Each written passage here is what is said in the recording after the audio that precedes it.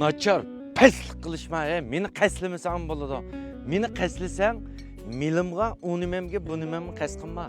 Jinimga qila uddul kelib, yodingda ching tutib ol. Men hayotda olsam, mening bir shuarim bor.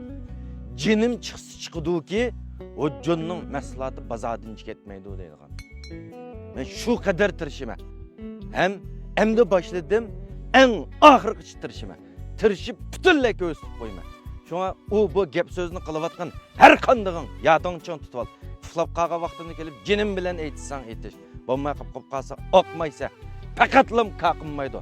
Ko'rgansa to'rda qanchalik yiqilsam shunchalik des turibman. Qanchalik zarbikaz shunchalik tik turibman. Men ashunda bala. Oqmaydi menga unda zarbillaring. Eng yaxshisi men bilan qiyishmay do'sog'ing olib qolib qolsa kasang bo'ladi. Bo'lmay qolib qolsa onu bunu dep, mening keynimden pichaq olma. Her qandig'ing, ma gap shu edamning o'ziga tegsin. Ma qumliqni ko'rdingmi? Mush qumliqqa navodi kerak. Hech nimam yo'q. Qap qolgan taqdirimdimi? Bir ko'yam yo'q qap qolgan taqdirimdimi? Mush qumliqdan saqsalamay dunyoning achitiga bora olayman. Shunda irodam bor.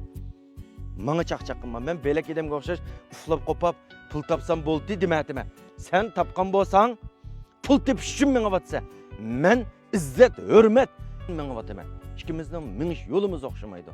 Pul o asan tapqil bo'ladi, tep-tep yig'ishtirib ketqil bo'ladi. Lekin men manada nurg'un jondan muhim narsa bor. Shuning uchun tirishib vataman. Shuning ikkimizning yo'li balkim bir emas bo'lishi mumkin. Tushundingmi?